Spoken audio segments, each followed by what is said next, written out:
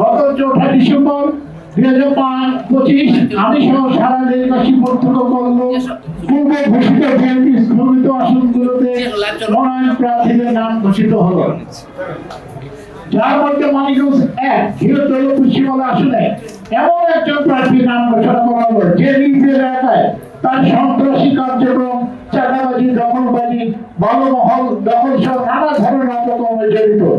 এই প্রার্থী আওয়ামী পরিবারের সন্তান, পতিত স্বৈরাচার মাফিয়া সরকারের কাছ থেকে সুবিধাবাদী দেশের এক বিতর্কিত শিল্প গোষ্ঠী কর্ণধারের ঘনিষ্ঠ আত্মীয়।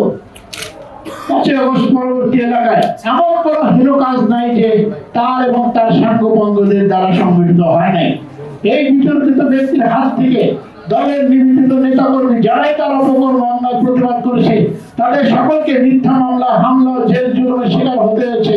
আজ তাদের কার্যক্রম আজকে সংবাদ উপস্থিত আছেন আপনারা তাদের কাছে, তাদের মুখে, তাদের উপর বিএনপি ঘোষিত প্রার্থীর অত্যাচারের বর্ণনা ধৈর্য ধরে শুনবেন বলে প্রত্যাশা ব্যক্ত করছি।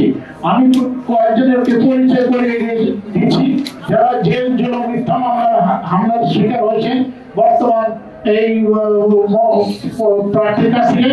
তাদের মধ্যে অন্যতম হল শফিন আলম বিল্টু, সিনিয়র যুগ্ম সম্পাদক দৌলতপুর উপজেলা, তাকে মিথ্যা মামলা দিয়ে জেলে ঢুকিয়েছে। তারপরে এখানে আছেন কাজী আব্দুর রাজ্জাক, তার বিরুদ্ধে মিথ্যা মামলা দিয়েছে সহসভাপতি, এবং আব্দুল আল মাস্টার, সহসভাপতি আব্দুল আল মাস্টার যে পূর্বে বললো তাকে মার্ডার কেসে ঢুকে জেলের ভিতরে ঢুকানো হয়েছে 80 বছরের থেকে।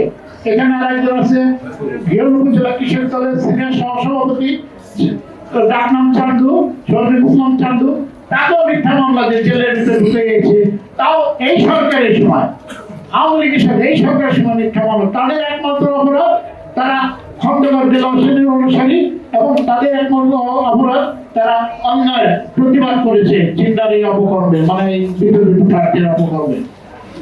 প্রিয় সাংবাদিক ও মানিকগঞ্জবাসী, দলের একজন নগণ্য কর্মী, শতভাগ বাংলাদেশী জাতীয়তাবাদী ভাবধারায় বিশ্বাসী পরিবারের সদস্য হিসাবে আমি সহ আমার পরিবারের সকলেই দলের যে কোনো সিদ্ধান্তের প্রতি অনুগত প্রত্যাশী।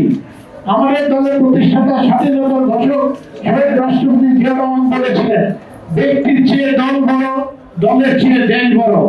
যদি তাই হয় তাহলে আমি সহ এলাকাবাসী এবং সারা দেশের অসংখ্য নেতা কর্মীদের ভিতরে প্রশ্ন জেনেছে অযোগ্যতা, এলাকা ভাবমূর্তি সর্বোপরি দলকে ব্যক্তি স্বার্থে ব্যবহার করে যিনি লাভবান হয়েছেন তিনি কিভাবে দলের মনোনয়ন পান?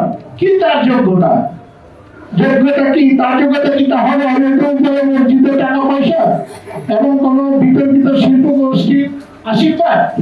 সিন্ডিকেট সদস্যরা যারা শুধু টাকা পয়সা থাকাকে যোগ্যতার একমাত্র মাপকাঠির বিচার করে, এরাই শহীদ রাষ্ট্রপতি জিয়া রহমান, বেগম খালেদা জিয়া, তারেক রহমানের দলকে জনগণের কাছে বিতর্কিত করে তুলেছে।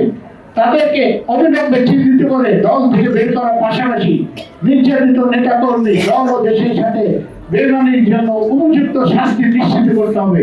তাদের অপকর্মের ফলে বাংলাদেশের আপামর জনসাধারণের প্রাণের দল বিএনপি লক্ষ লক্ষ নির্যাতিত ত্যাগী নেতা কর্মীরা প্রচন্ড কষ্ট পাচ্ছে। সিন্ডিকেট মুক্ত সদস্যদের জন্য আমাদের নেতা আগামী দিনের রাষ্ট্রনায়ক তারেক রহমান ও দলের ইমেজের প্রচুর ক্ষতি সাধন হচ্ছে। আমি অন্য এলাকার কথা বলবো না, আমি যে আসন থেকে মনোনয়ন প্রত্যাশী সেই আসনে সাধারণ জনগণ, নেতা কর্মী সহ সকলে বর্তমান ঘোষিত দলীয় প্রার্থীকে নিয়ে কি ধরনের কথাবার্তা বলছে এবং কিসের ভিত্তিতে মনোনয়ন পেয়েছে সেটা গোপনে বিশ্বস্ত সোর্সের মাধ্যমে দলের নীতি নির্ধারকদের খোঁজ নেবার জন্য অনুরোধ রাখছি। পরিশেষে বলবো, 11-এর সময় জাতীয় রাজনীতি থেকে আপসহীন নেত্রী বেগম খালেদা জিয়াকে তৎকালীন মঈনুদ্দিন, ফখরুদ্দিন ও দোসরা মাইনাস করতে চেয়েছিল, কিন্তু সেই সময় আমার মনোভূতিরা সততা ও বিশ্বস্ততার সাথে দায়িত্ব পালন করে সেই অপচেষ্টা রুখে দিয়েছিলেন এবং সত্য ন্যায় প্রতিষ্ঠার জন্য সোচ্চার ছিলেন। এখন জাতীয় মানিকগঞ্জ রাজনীতি থেকে মরহুম খন্দকার পরিবারকে মাইনাস করার যে অপচেষ্টা সেই অপচেষ্টা রুখে দেওয়ার জন্য আমার পিতা সমস্ত কাজ রাষ্ট্রপতি এবং মেরামতে একটি দফা বাস্তবায়নে ভূমিকা রাখা নিমিত্তে আমাকে বিএনপি মনোনয়নে পূর্ণ বিবেচনা করে জাতীয় সংসদ নির্বাচনে অংশগ্রহণের সুযোগ সৃষ্টির জন্য আমার প্রিয় নেতা জনাব তারেক রহমানের সুদৃষ্ট কামনা করছি।